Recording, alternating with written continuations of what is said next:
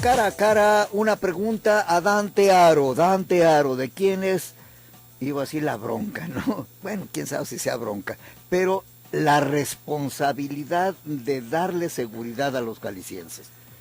Bueno, jurídicamente el artículo 21 constitucional, el artículo 73 de nuestra Carta Magna y el artículo 115 establecen que la función de la seguridad es una obligación del Estado, pero a través de lo que se le llama las facultades concurrentes o coincidentes. Es decir, es una facultad que se tiene tanto por la federación, por las entidades y por los municipios. Es decir, es una facultad compartida, coincidente, en el ámbito de sus respectivas competencias. El caso de la seguridad es una responsabilidad correspondiente a los 3 niveles de gobierno, en sus respectivas.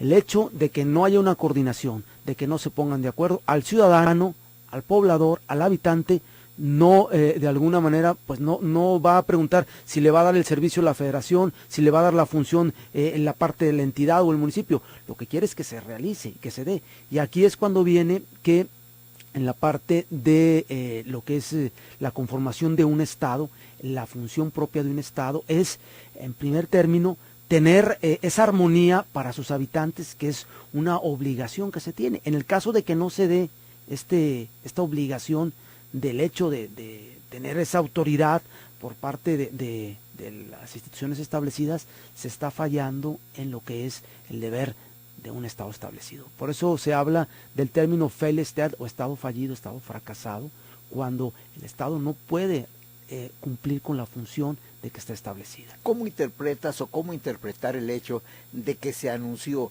que la coordinación del combate al crimen, ahora se dice crimen organizado, pero bueno, a los criminales en general, ya estaba en manos del comandante de la Quinta Región Militar? Sí, este tipo de estrategias vienen a partir de diciembre del 2006 en las políticas públicas federales en materia de seguridad, con lo que inicia el anterior presidente, Felipe Calderón, con la mal llamada guerra contra el narco, después llamada de diferente manera, hacen que en estas políticas y su impacto que tengan las diferentes entidades, meten a lo que es las labores de seguridad pública a las Fuerzas Armadas y hacen lo que denominan ellos operativos, operaciones, en los diferentes focos rojos en que tiene el Estado mexicano, en este caso la República Mexicana, y empiezan de alguna manera a hacer sobre todo operaciones. Se hablaba de la crítica de que eran operaciones estrictamente del orden federal, es decir, Policía Federal o Fuerzas Federales, ya sea el Ejército o la Marina, hacían intervenciones, como fue en Michoacán, como fue en Nuevo León, como fue en Chihuahua, como fue en diferentes lugares. El caso hoy de la Operación Jalisco, se le quiere aderezar que hay una estricta coordinación con el orden local, al menos en teoría eso es lo que dicen. Sin embargo, en la praxis vemos que la coordinación no es únicamente el que se sienten en la mesa las diferentes cabezas, sino realmente es mandos medios y sobre todo mandos operativos, mandos bajos, que realmente tengan ese aceitado de engranaje de poder coadyuvar y coordinarse en las acciones que van a hacer respectivamente. Y vemos, por ejemplo, que hay acciones que se realizan estrictamente el orden federal sin ni siquiera avisarle al orden local. Se dice inclusive, Dante, que la detención del Menchito fue un hecho del que se enteró la autoridad local por los medios. Esto es grave. Bueno, esto demuestra dos cosas. Primero, que este famoso discurso de que sí hay una coordinación, que sí hay una serie de cuestiones, pues cae en ese sentido por su propio peso, de que no lo hay, que hace falta y que es una exigencia del ciudadano que se coordinen, porque además está establecido jurídicamente y es una obligación que se tiene.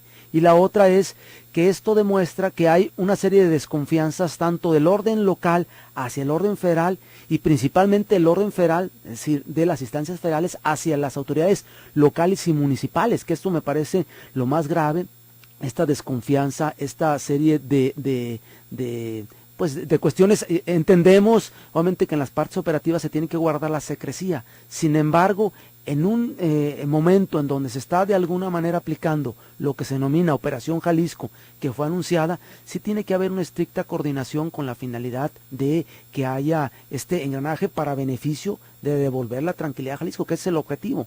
El poner el énfasis en que se devuelva la tranquilidad, sí, que se desmantele, que se haga la parte de quitar uno de los cárteles, que es el objetivo, el cártel Nueva Generación, que se desmantele, es el objetivo. Sin embargo, en la parte yo veo aquí dos, una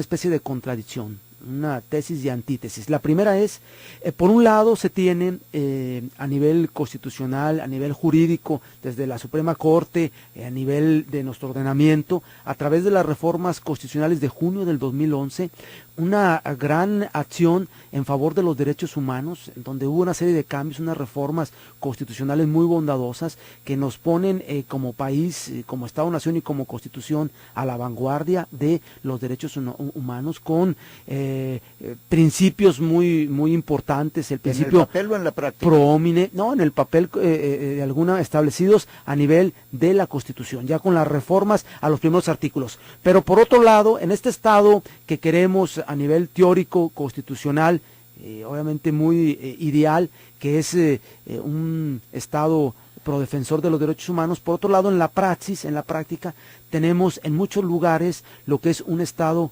policial militar, que desde luego una de las principales cuestiones es que ponen su condición en la parte de la seguridad con un paradigma estadocéntrico. ¿Qué significa esto? Que ponen en el centro de toda la interacción de las políticas públicas el Estado, y se tiene que defender el Estado y las instituciones a costa de lo que sea, cuando ya se está de alguna manera transitando al otro paradigma, que es el que nosotros aspiramos, que es el de la seguridad ciudadana.